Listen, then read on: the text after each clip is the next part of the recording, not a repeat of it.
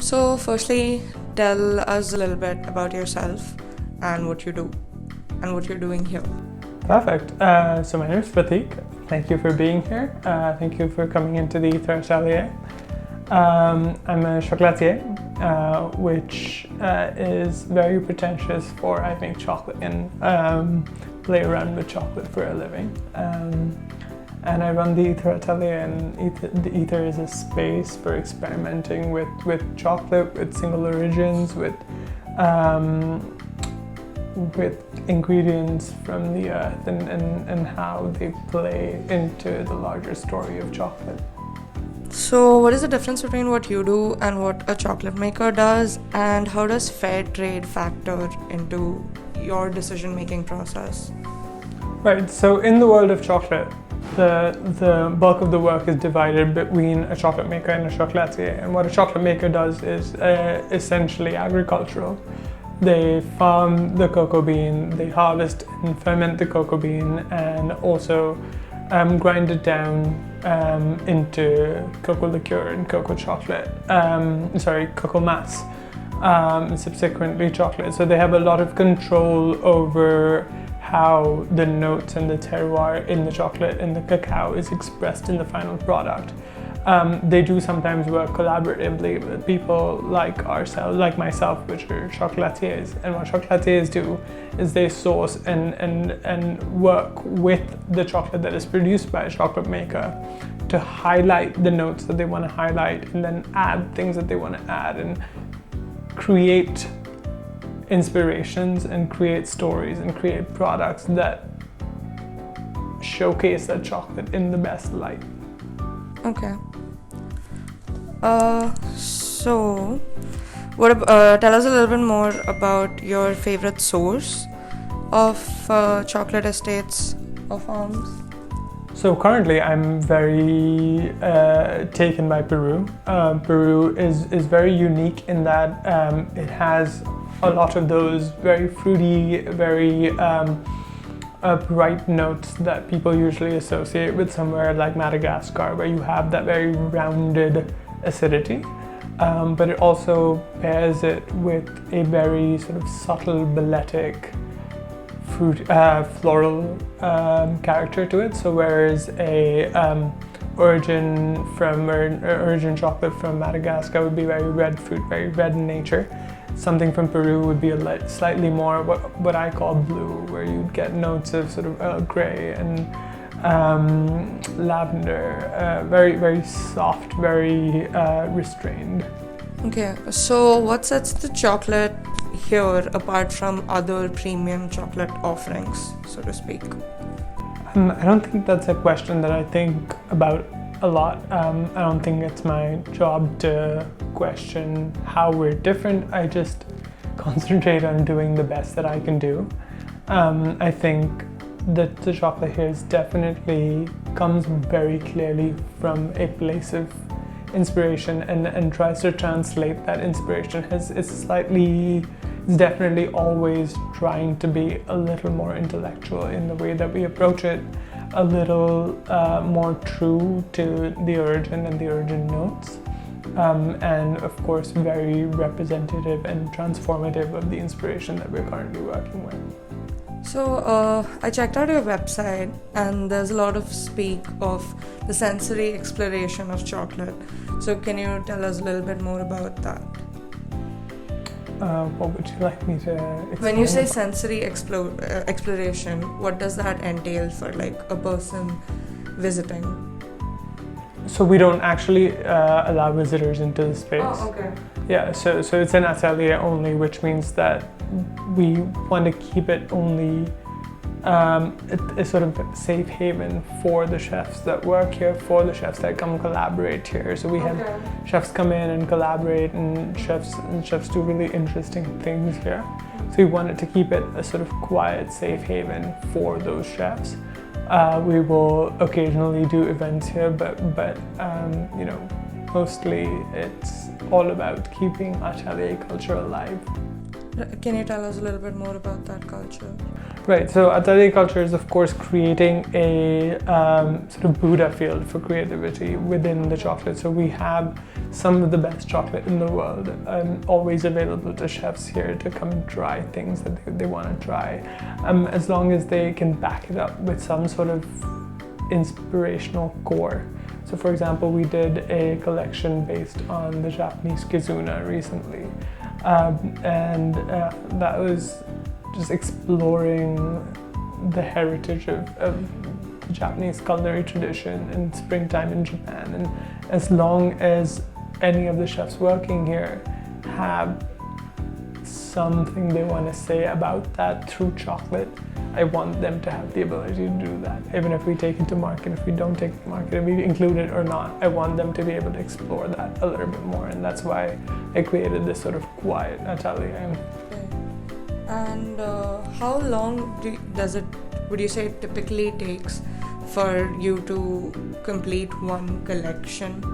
From start to finish, I would say we're always working on a collection before the previous one is launched.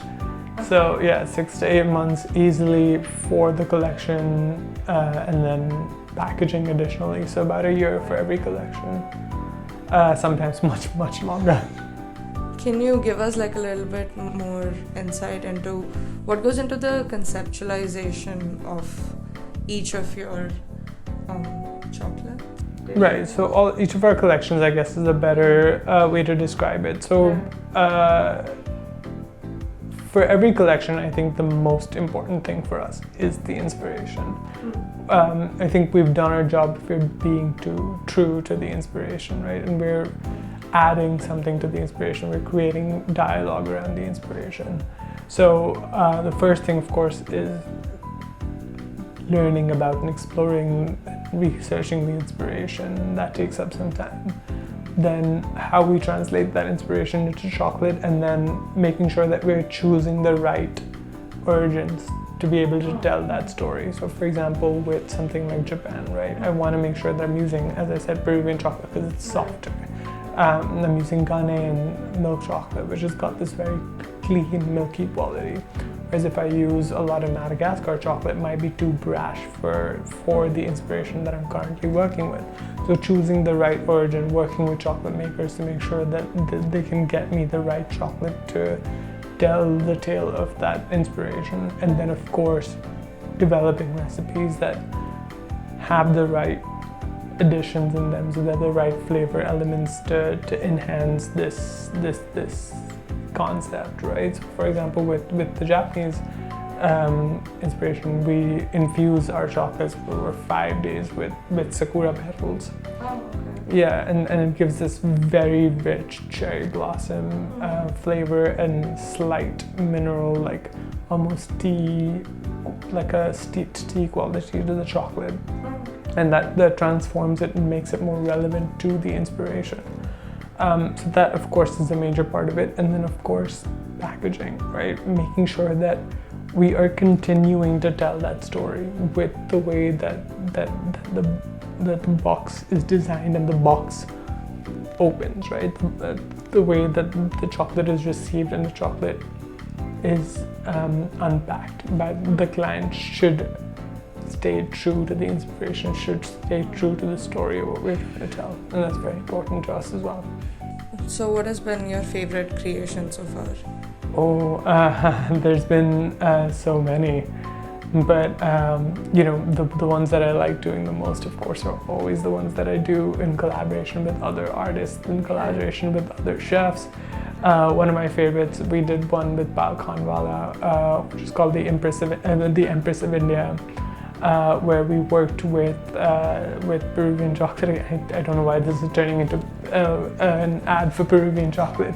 But we worked with Peruvian chocolate again, and we paired it with first flush Darjeeling black tea to create this beautiful chocolate inspired by silk, and sort of the heritage of women that wore this very rich silk.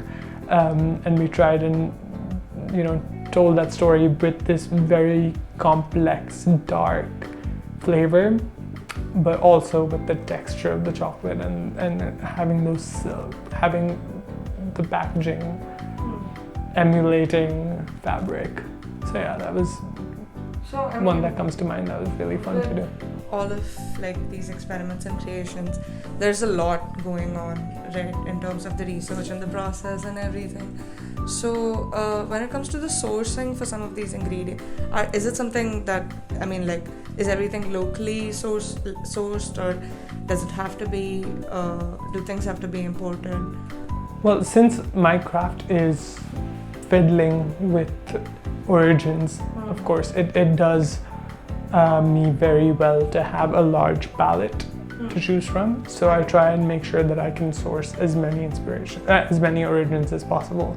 And so I always try and get a world of origins. So I always have Madagascar, Colombia, Java, Ghana, Tanzania, Venezuela, Peru, India, of course. So I think if I just stick to local, it would make for a non-meritocratic approach to origins, which is not what either stands for.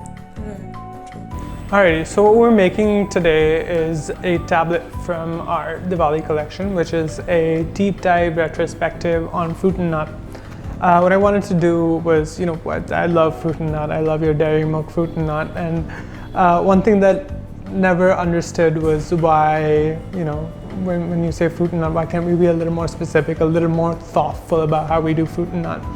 And also because it's such a important cultural, traditional mainstay, I wanted to rediscover it, think it through a little bit more, and refine it a little bit, up the stakes on the fruit and on the nuts.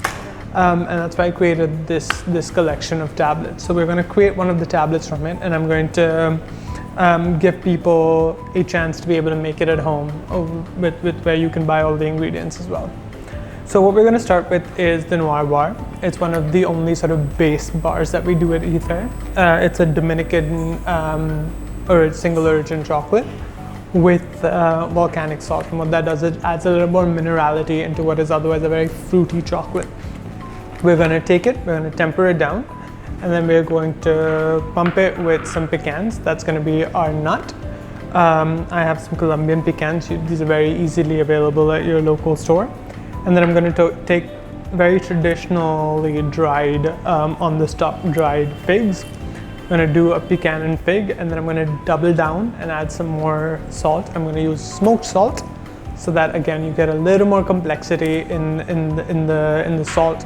And with the salt being smoked, it brings out the sweetness of the figs a little bit more. So I've taken the Noir bars, about 4 to 5 of them, depending on again how many bars you want to make, and I've melted them down to 45 degrees Celsius to make sure that all the crystals are completely melted, so we can recrystallize it. Recrystallizing it, very simple. You just want to pour it out onto your table and work it around to make sure that you're not creating any lumps. Make sure it's a cool table, also very important, until it comes down to about 28, and you can feel some of the crystals starting to form. What is going to be really fun to look at.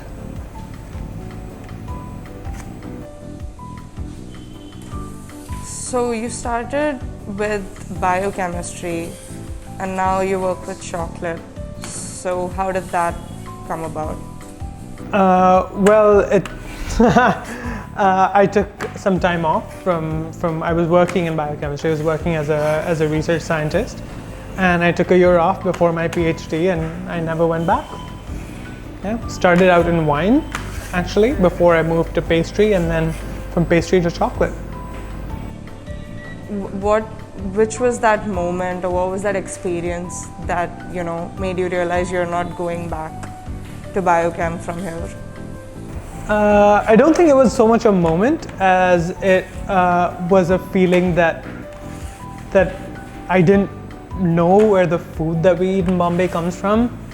I think we never really see past the supermarket, right? In Bombay, we don't get to see the farm, we don't get to see the people, the way that things grow. And being abroad and being in in school and learning about and actually harvesting rhubarb, it just made me pause and I realized that I wanted to spend the rest of my life telling the story of those ingredients and yeah, that's when I realized that I was never going back to chemistry as much as I loved it. Right. Have you found any sort of practical application of it while working with chocolate? I think much like anything, there's always a practical application of everything and everything else, right? Everything is, if you want to up your skill, you're going to have to be interdisciplinary in some capacity. And yeah, I definitely do use a lot of concepts and a lot of things that I learned as a chemist in my chocolate without really forcing it, without really having it be in your face, because nobody wants to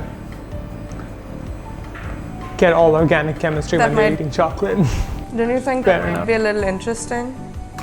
Sure, it would be, but if that's an inspiration that I want to handle in the future, I would definitely, I wouldn't want to skim over it. Then if that's something that I'm approaching as an inspiration, I want to go and really give it its due. I don't want to half-ass it. So how do you think chocolate fits into Diwali? When it comes to Diwali, people think of traditional Indian mithai. So how do you think chocolate is going to fit into this? I think the landscape for traditional Indian mithai is definitely shifting, and chocolate is a universally loved ingredient, and I think it's a very natural next step, a very natural progression into the creative application of sweetmeats. Right. I don't think it's the future, I think it's very much the present of what festive sweets and festive gifting is. Right. So, how long did it take you to create the dish that you're making right now, and what do you call it? So the dish itself, the recipe itself, this one was a pretty straightforward recipe, and that's great because I can show it to you right now, and so you can replicate it at home. But as we spoke about earlier, what took a lot of time with this was the research that went into finding this whole world of how Indian dessert or Indian chocolate's identity is built around fruit and nut, right? How what Cadbury did to launch fruit and nut, how successful it's been and why it's been that successful. Doing a lot of research in the different nuts that are available in India. If I want to use Indian nuts, because we use Indian walnuts, but with pecans, I didn't find very many local sources. So doing a deep dive. So one of the nuts in the collection is the cashews, and we source them only from a single farm in Goa. So doing a lot of this research into trying to refine the fruit, refine the nut, and relying on the fact that I've already refined the chocolate. Right. So adding a little more thought to each and everything, and of course the salt. Yeah. So with this collection, the recipe was pretty straightforward, but the research that went behind it and the thought went behind it was very exhaustive. Right.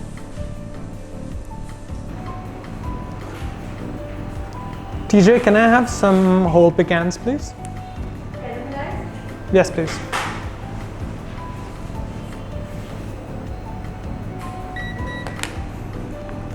And there you have it. You have some chocolate. What I like to do is I like to always add the salt right here, right at this point, so that it's equally distributed within the chocolate. If you want to add salt on the top, you can do that, but I would say do it both ways. Add it inside and on the top, so that you can never have too much salt, trust me. So I've added my smoked salt in here. If you are not sure how much salt to add, I would say about 0.5% is perfect. Yeah. Get a chocolate mold of your choosing. I'm doing the Ether chocolate mold that is inspired by terroir, specifically the Himalayan mountain ranges.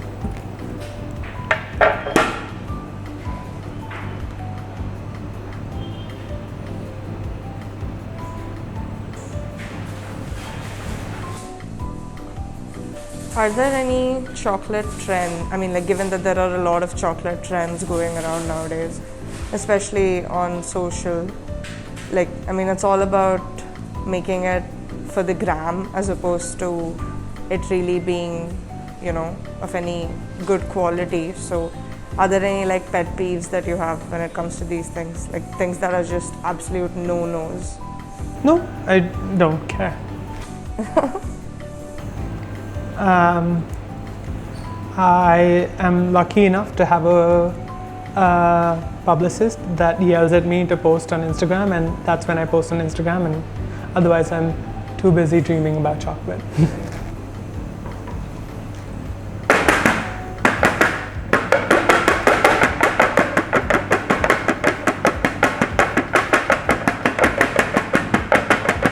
So you have your Dominican chocolate. You know that this is going to have a lot of very fruity notes, a lot of very tropical notes. So I want to, of course, arrange out. Now I have both chopped pecans and whole pecans. I know different people like whole nuts and some people like chopped nuts. So that's fully up to you how you like to eat your nuts. But one thing I will say is if you're going to do the chopped nuts, I would put them inside before pouring it on. If you're going to do whole nuts, it's nice to go in the back. Yeah, and the Ether recipe calls for two figs and then chopped pecans on the inside, but again, if you're making it at home for yourself and for your family, do how many ever and however you like it to your taste.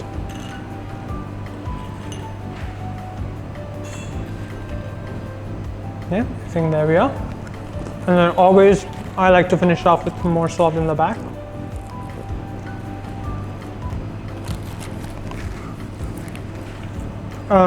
Priya, can I have some gold, please? And just to make it fancy only for you, I'm going to do some gold leaf on the back, make it super, super festive. Excuse me eating, I can't stop. Leaf, please. What can people expect from the Diwali collection over here, like in terms of new offerings for Diwali? Right. So we're doing the three chocolate bars, the three fruit nut bars. We're doing Goan cashews with coconuts, Goan cashews, coconuts, milk chocolate, and that's Ghanaian single origin milk chocolate. We're doing a pistachio with apricot and a Dominican milk tart. And then of course we're doing the dark chocolate, the Dominican dark chocolate with the figs and the pecans. And we're also making a cake, which we made last year as well, and it's backed by popular demand. And it is inspired by the halwai and the tradition of halwa making. So it's a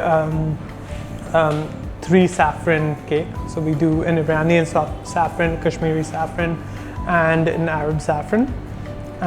It's a very nice balanced saffron cake with a pistachio and rose sponge. And then we fill it up with bundi, with saffron bundi. It's a very textural experience of going through a sponge, going through these random bundis. Beautiful cake. What was the inspiration behind this year's Diwali collection? So yeah, it was the fruit nut. Yeah, that was to do a understanding of a fruit nut and making it a little more intellectually stimulating than just random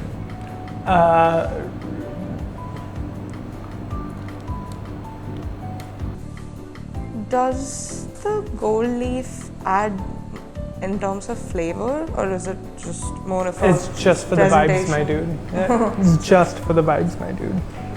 It makes it a little more Diwali, I think.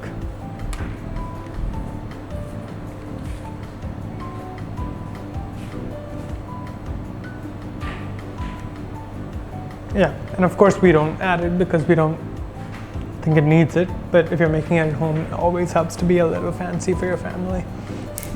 So you just let it set for an hour. If your room is cold enough, leave it outside. If you need it to be in the fridge, 5 minutes in the fridge should be good, but then leave it outside to set for an hour. And last weekend.